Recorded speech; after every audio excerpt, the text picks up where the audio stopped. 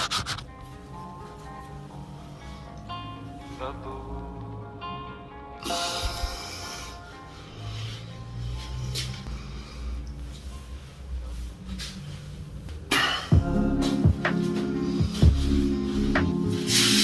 today's message, I would like to thank the one and only criminal intelligence. No. Is it criminal? Central.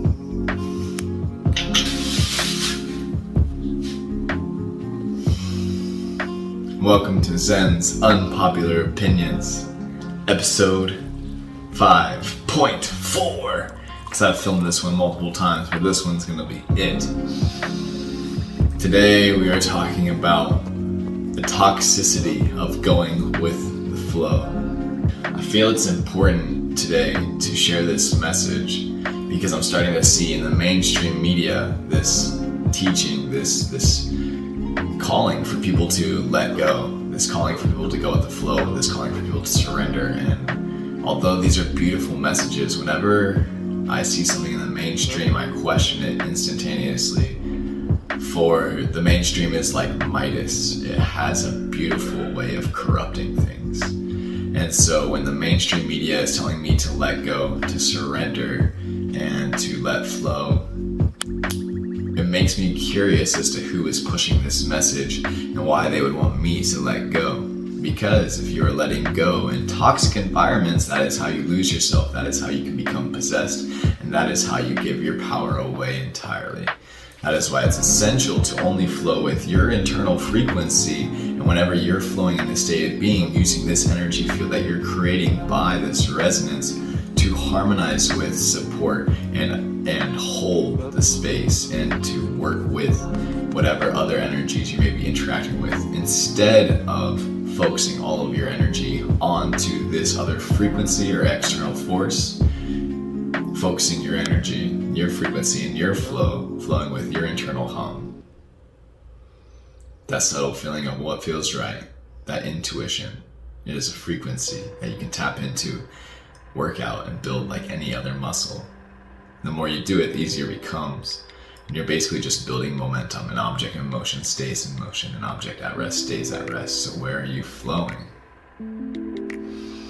As we awaken to the inherent spirituality of this existence that we call life, we begin to realize there are various mantras, teachings, modalities that allow us to continue our momentum and stepping into our power, into our divinity. And one of the strongest lessons that I've learned thus far is that the only thing that I control is my reaction, my response.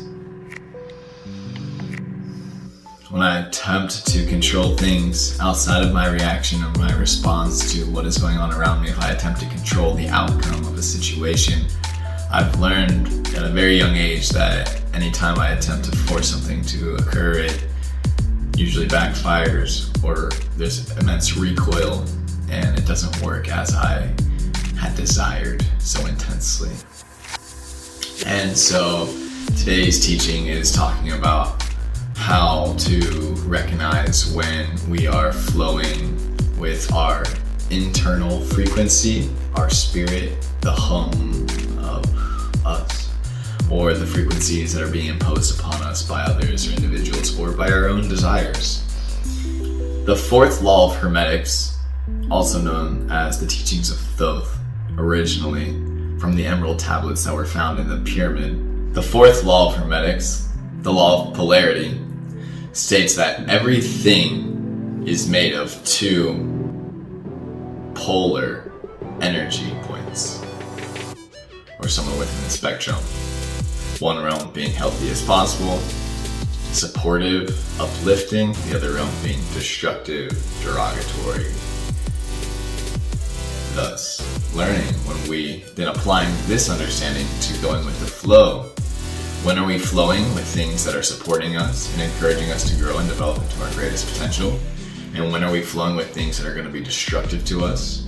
Or when are we flowing with things that just keep us anchored in the middle and aren't allowing us to continue to grow, or are challenging us to recognize that we're expending our energy recklessly?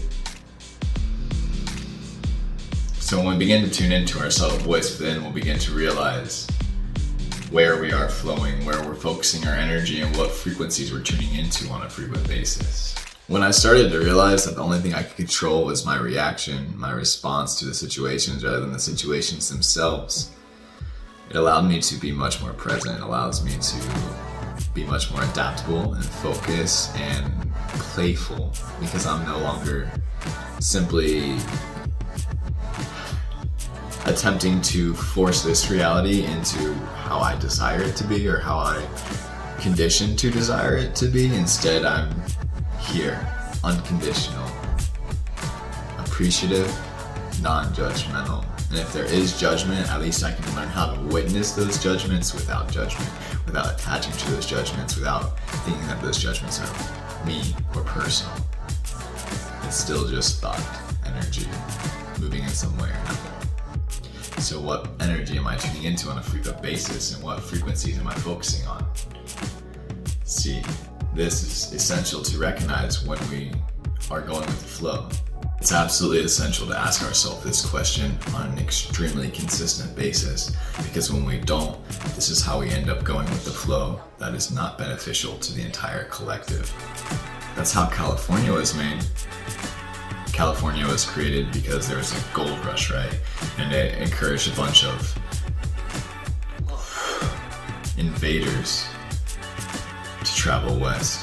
Whether or not there was gold here in California, those invaders found money, and a lot of them made their funds by killing indigenous folk and were paid per scalp.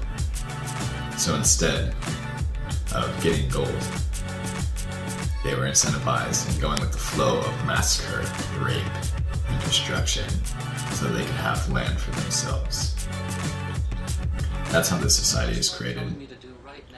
We're based in Stockholm Syndrome. And that's why it is so essential to ask yourself, where is my energy flowing? Because so many people are so easy to forgive the same exact entity that destroyed millions upon billions of innocent beings. And it's okay, because now we're just flowing and we're letting go. No, we cannot forget this. We must remember to. This is why it is so essential to recognize where you're going with the flow. Where are you placing your energy, and how are you utilizing your currents to support or destroy those around you?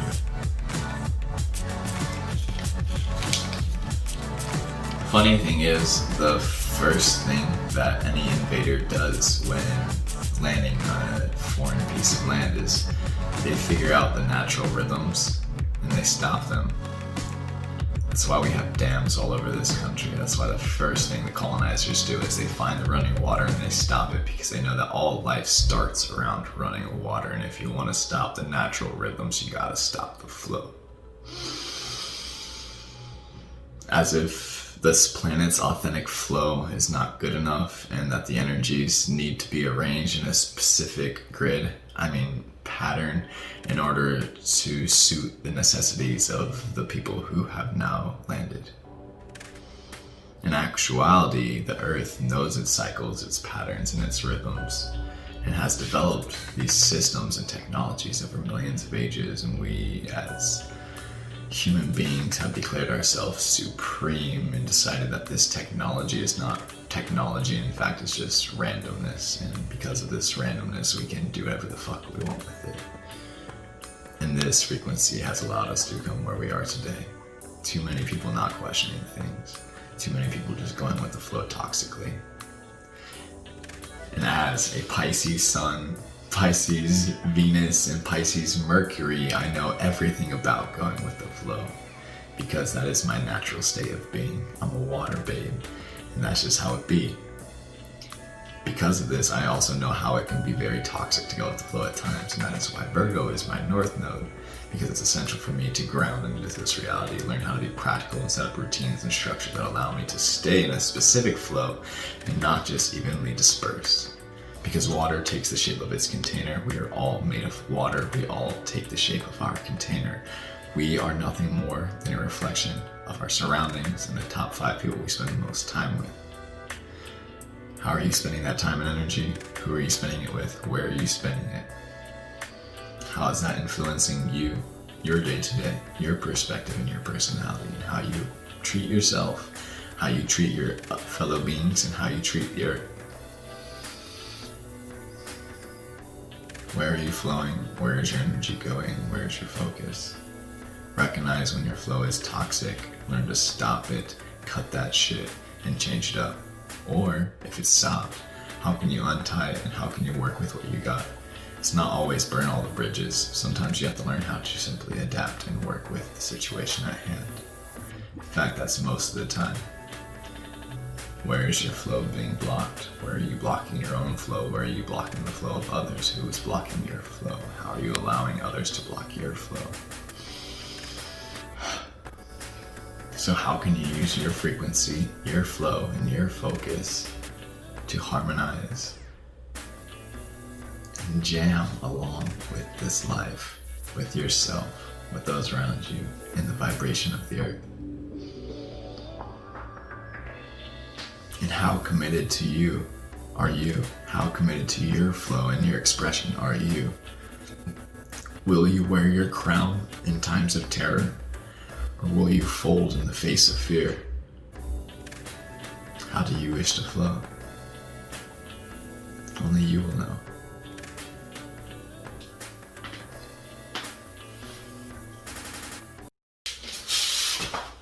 And this message is brought to you today by the one and only Central Intelligence Agency and all the other world powers who have been so kind to develop this technology so that we may communicate to one another digitally.